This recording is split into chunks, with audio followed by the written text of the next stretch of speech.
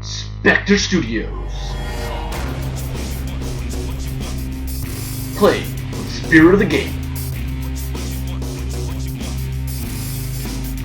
Come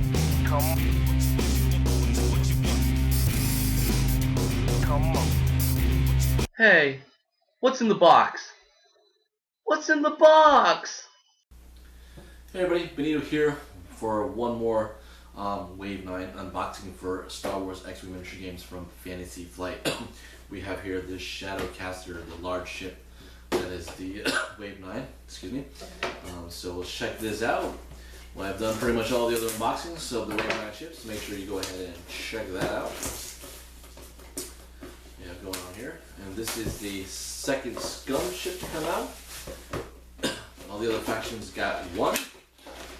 And the Scum got two, one being the Mandalorian Proctariat Starfighter, and this guy.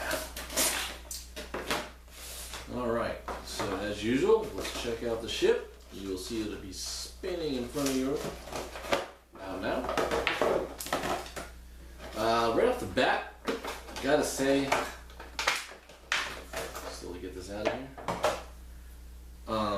The amount of color on this ship, I think, was what really pops. As you can see right now, they're between the solid yellow, two kind of colors of gray, a little silver, the kind of like ivory dark gray type of thing going on with that.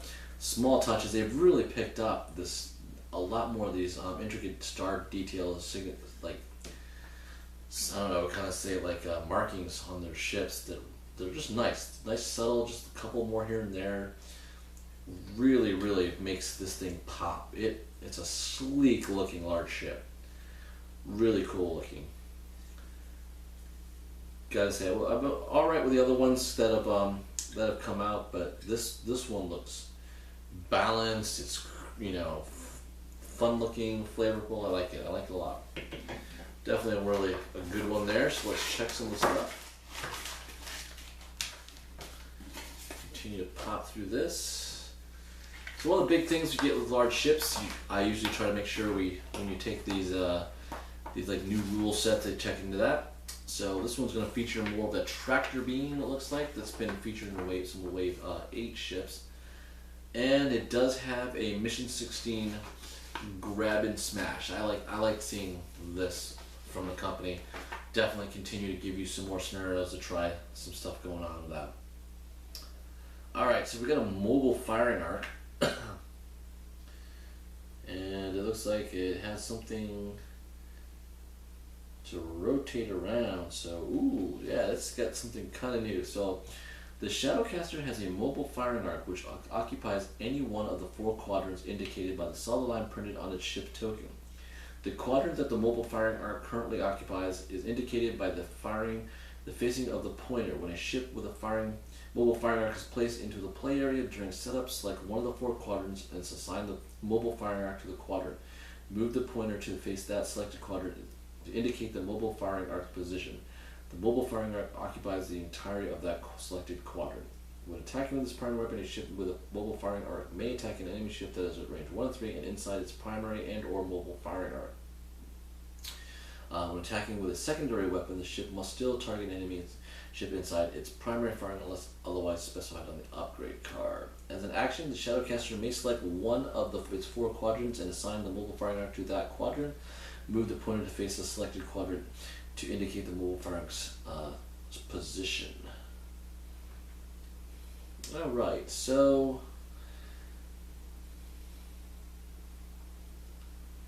this it's interesting. It's one of those, let's kind of go with things that's out there, but it's limited. So you got to make sure you're planning ahead on how to put this firing arc into position, because it's not an all-around shot. You always still have your forward-facing guns, which you can see on the ship, but you have to kind of pre-plan where that secondary gun is going to have for you to have options to shoot if it's not in your primary. So, it's 3 other positions you got to kind of look at, and then you got to make sure you aim for that. So pretty simple with that. So pretty cool. I like it. That's a good one. It does have, like I said, does have a scenario in it. And bringing something new to the table. So I appreciate those things. So this is the pointer that is going to go on the ship here. Now that you have that, we have some new debris. Looks like some scenario package stuff on the template here. We have 2 of these for basically up to 4 pilots that we're looking at. We got one of your hyperdrive jumping tokens with 3 shields. And then some very 1 or 2 Shadowcaster type of numbering here for that. So a little interesting to see some of that.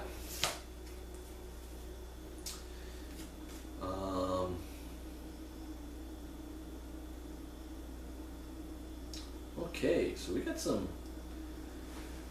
welcome Shadowcaster and Fantasy Flight. We got some new stuff here. Okay, so this is going to pop up in front of you.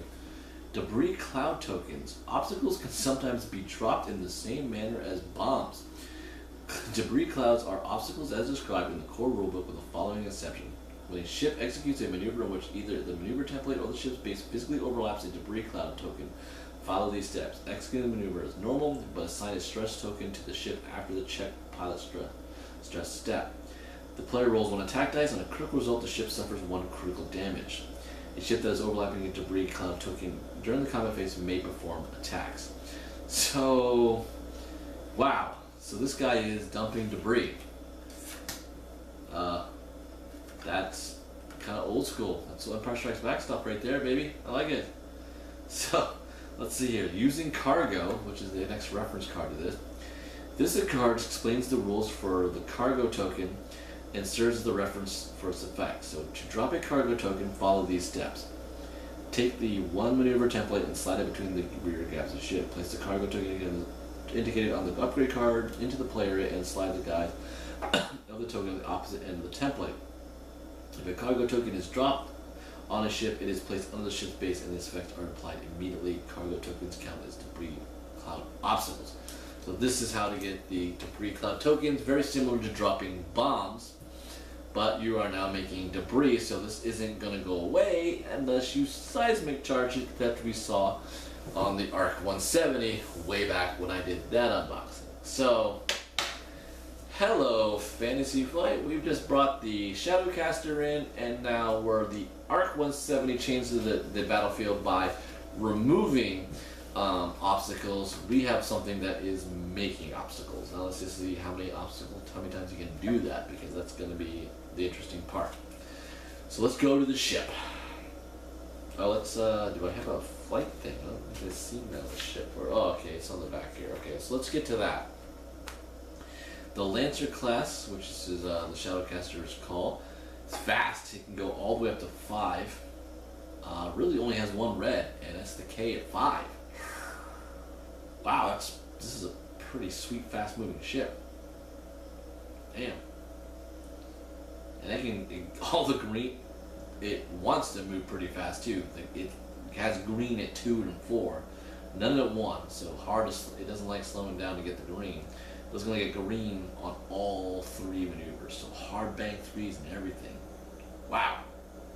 You can see that as that's popped up in front of you. That's damn good. This is going to be a very popular Scum ship. I can kind of just feel like I see this already. Alright, so here we go. It has 3 firepower, 2 agility, 7 hull, 3 shields, so a 10 hit point ship.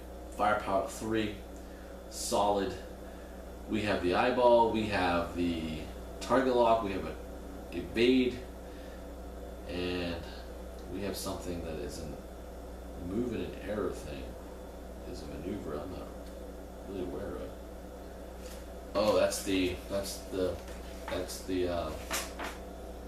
rotate arc icon. So this is the mobile firing arc icon. So it has to, yes, because that is an action to move that. So here we go.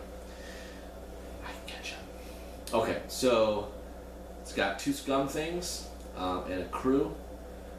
So at 38 points is the highest, and for level 7 we have Ketsu Onyo. At the start of the combat phase, you may choose a ship at range 1 if it is inside your primary and mobile firing arcs. assign 1 tractor beam token to it. Cool. That ain't bad. That's pretty solid. Alright. Oh, snap. Okay, I didn't know this. So apparently this is Azaj Ventress' type of ship. It must be Clone Wars. I didn't really pick up on that. So 37, she's so Azaj Ventress, 37 points, 6 pilot skill. So at the start of the combat phase, you may choose a ship at range 1 or 2. If it is inside your mobile firing arc, assign 1 stress token to it. That ain't bad. Ain't bad. Not great, but not bad. Okay, we're just gonna follow along with the animated stuff because this is Sabine Wren has as it when she was I think she's now a Scum. So interesting little move here. 35 points, pilot 5. When defending against an enemy ship inside your mobile firing arc at range 1 or 2, you may add 1 focus result to your roll. So that's alright, not great. And then we just got a Shadowport Hunter at level 2, 33 points. Nothing else big with that. You have that. So 2 interesting characters, I think, Sabine and Azaj. Definitely interesting to that. Pretty interesting to that. Alright, so we got a bunch of cards. A lot. Looks like. So we'll kind of go through that. Some duplicates. First one, Veteran Instincts. We've all seen that one a long time, so there's no big deal with that. But here's an interesting. We've got a crew though, IG-88D. Of course, Scum only. 1 point. Crew member. You have the pilot ability of each friendly ship with the IG-2000 upgrade card in addition to your own pilot ability. Ooh, bringing back the aggressors. Because you basically had anything with an IG-88, whatever letter, kind of was doing the same kind of thing as a title card, so that's pretty solid. Kind of adds, get one of these guys in, and he'll start helping the other Scum ships, especially with crew capacities. That kind of makes that a little bit more open-ended there. All right, so we get Ketsu Onyo as a crew member instead of a pilot. She is Scum only, of course. At the start of the end phase, you may choose 1 enemy ship inside your firing at range 1 or 2. That ship does not remove its tractor beam tokens, so kind of holding on that. So she's definitely a lock you in, holds you. Then we have Razi, Scum only. She is also a crew member for 2 points. When defending, you may remove 1 stress token from the attacker to add 1 evade result to yours. Not bad if you're adding stress. Alright, Scum symbol, 1 point. Black Market Slicer Tools, action. Choose a stressed enemy ship at range 1 and 2 and roll 1 attack dice. On a hit or a critical result, remove 1 stress token and deal it 1 face down damage card. Wow.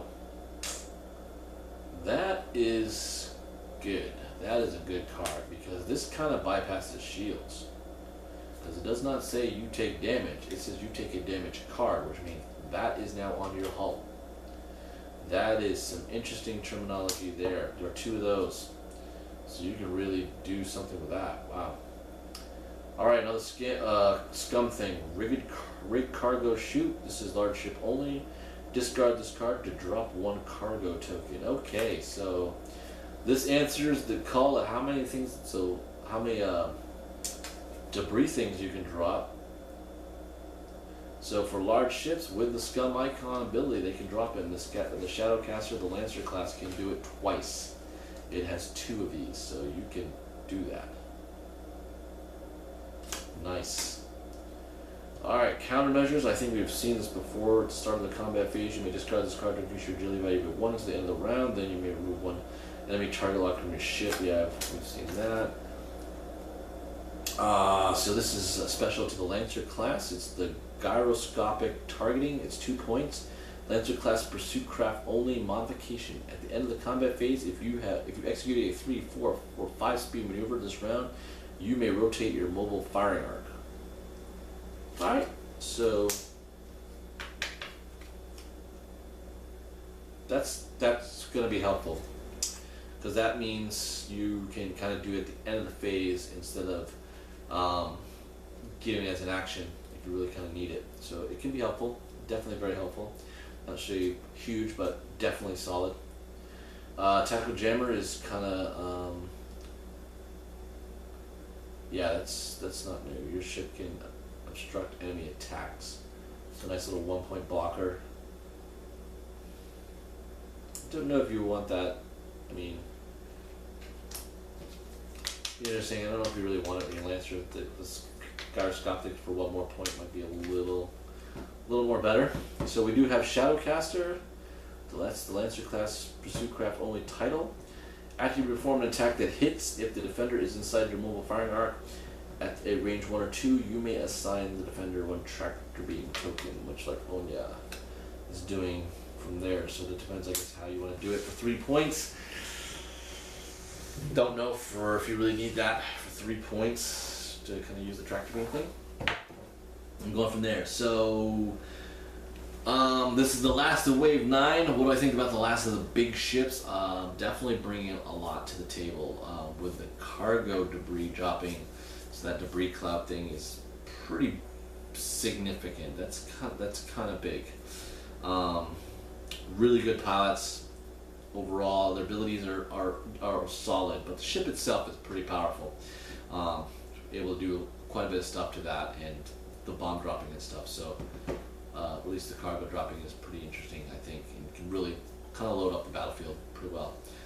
And you know, if you really go cheap, 1 good pilot and then 33.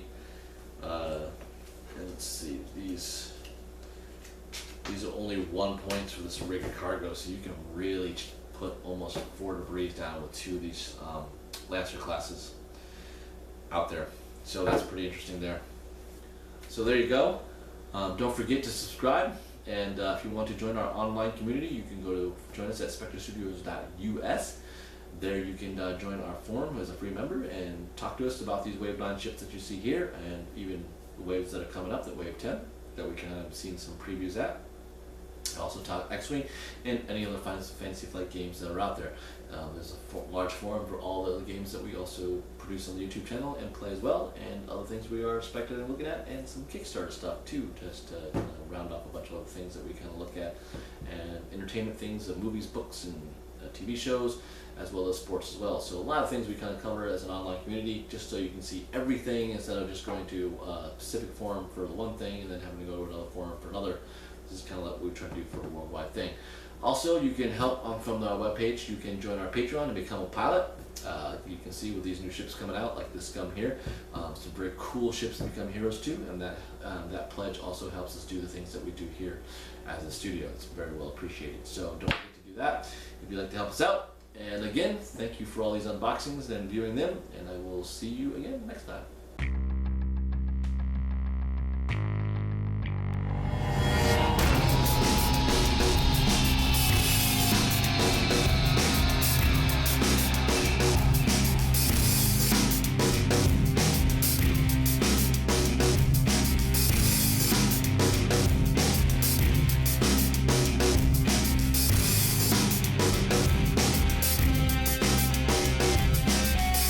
Spectre Studios.